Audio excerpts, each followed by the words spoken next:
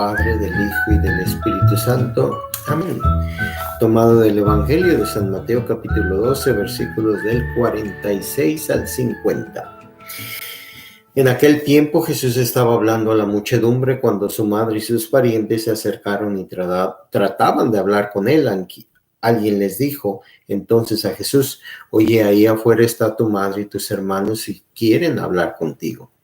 Pero respondió al que se lo decía: ¿quién es mi madre y quiénes son mis hermanos?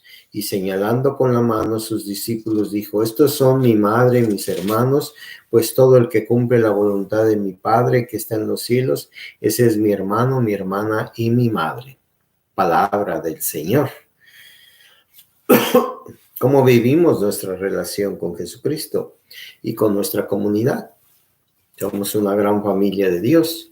Jesús viene a decirnos que todos somos hijos de Dios, y en ese contexto entonces todos debemos de tratarnos como tales.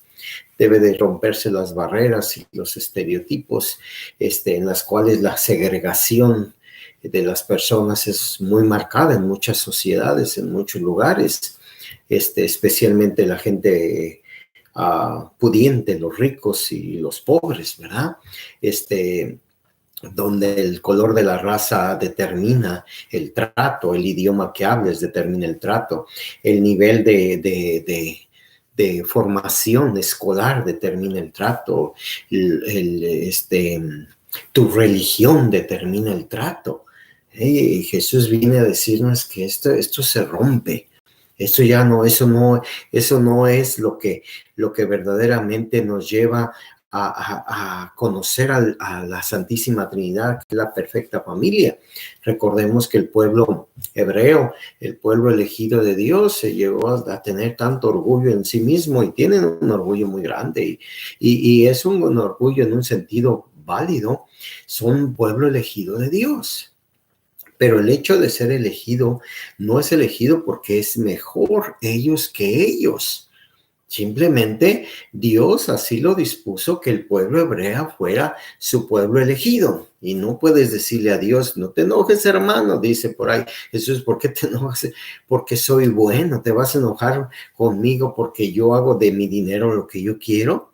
Y a veces nosotros hasta reclamamos esas actitudes, tenemos actitudes para con Dios. Y Jesús quiere romper todo esto se acabó. Todos somos hijos de Dios, todos estamos llamados a amar al mismo Padre, todos estamos llamados al reino de Dios, todos vamos a encontrar la salvación si somos capaces de convivir como hermanos en Cristo que somos. El Evangelio nos dice que Jesús está en un grupo de personas hablándoles, y entonces en ese momento viene su mamá y sus parientes de donde vivía su mamá, vienen a buscarlo, ¿verdad? Vienen a saludar a su hijo, a su primo, a su sobrino, parientes de Jesús, ¿verdad? A lo mejor parientes no necesariamente sanguíneos, sino de Nazaret, vienen a visitarlo a él. Y entonces Jesús le responde al que se lo decía, pero se fija en la asamblea, la comunidad que tiene, en sus discípulos específicamente. Dice: ¿quién es mi madre? ¿Quiénes son mis hermanos? Y señalando con su mano a sus discípulos dijo: estos son mi madre y mis hermanos. Todo el que escucha la palabra de Dios y la pone en práctica, es decir, el que la cumple, ese es mi hermano, mi madre, mis hermanos. Entonces, con esto Jesús está, lo que les menciono, se cambia totalmente esa idea que se tenía de solamente somos del mismo, de la tribu, y nos mantenemos unidos, nadie puede entrar, no hacemos la caridad a nadie, del mismo pueblo, de la misma ciudad, y se rompe todo esto. Ahora, no quiere decir que Jesús está despreciando a su mamá y a sus parientes como nuestros hermanos separados. Muchos de ellos, no todos, ¿verdad? Argumentan el desprecio hacia su mamá. Fíjense nomás lo que tratan de poner como algo que estamos mal nosotros. ¿Ya ven? Si él mismo desprecia a su mamá, ¿por qué nosotros tenemos que adorarla?